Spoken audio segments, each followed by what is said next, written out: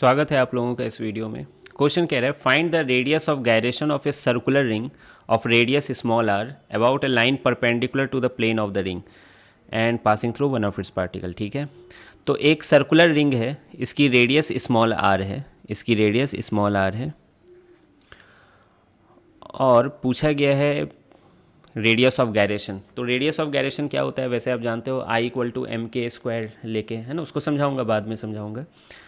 किस एक्सिस के अबाउट पूछा गया है? Passing through one of its particle. Ring के पार्टिकल्स यहीं पे लाई कर रहे हैं, तो यहीं से एक्सिस पास हो रहा है और रिंग के प्लेन के परपेंडिकुलर है, तो आप समझ रहे हो ये एक्सिस है ना, स्क्रीन के परपेंडिकुलर है ये एक्सिस। तो सबसे पहले मैं क्या सोच रहा हूँ कि यहाँ पर मोमेंट ऑफ इनर्शिया निकाल दूँ। वो कैसे निकालूंगा? तो पैरेलल एक्सिस थ्योरम से निकालूंगा, है ना। I equal to I C O M plus M D square. क्यों? मुझे यहाँ का नहीं पता है, मुझे यहाँ का पता है। ठीक है, ऐसे ये सब चीज़ें मौखिक हो जाती हैं, बहुत जल्दी पता चल जाता है अगर प्रैक्टिस अच्छा है तो यहाँ से पास होता हुआ एक्सिस को सेंटर ऑफ मास वाला एक्सिस कहेंगे। उसके अबाउट एम आर स्क्वायर मुझे याद है, याद करवाया गया है। एम इंटू एम की वैल्यू एम है और डी क्या है? Perpendicular distance between those two axis, तो वो आर है, तो एम आर स्क्वायर। तो मोमेंट ऑफ इनर्शिया कितना आ गया? 2m r स्क्वायर आ गया। ठीक है, अब देखिए रेडियस ऑफ गायरेशन का मतलब क्या होता है कि आपका जो मास था वो इतना बटा हुआ था, यूनिफॉर्मली डिस्ट्रीब्यूटेड था, है ना, अलग अलग पोजीशन पे है।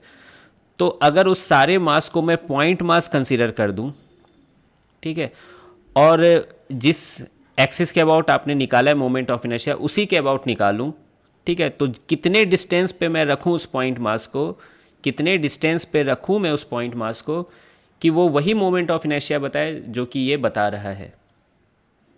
तो बताइए, ये एक्सिस हो गया, है ना, इस मास को कितने डिस्टेंस पे रखूं? तो के डिस्टेंस पे मान लीजिए रखते हैं, तो ये कितना हो गया? एम के स्क्वायर, है ना। के फेमस है रेडियस ऑफ गायरेशन के सिंबल के फॉर्म में, इसलिए मैं के यूज किया हूँ। तो आई इक्वल टू क्या हो गया? एम के स्क्वायर। तो बस यहाँ इन दोनों को इक्वेट करना है। आई की वैल्यू 2m r स्क्वायर है कि ये वही मोमेंट ऑफ इनर्शिया है जो कि ओरिजिनली आ रहा था। तो मैं ऐसा करता हूँ, यहीं पर एम के स्क्वायर रख देता हूँ, एम के स्क्वायर। तो आप देख सकते हो के की वैल्यू कितनी आ गई? √2r।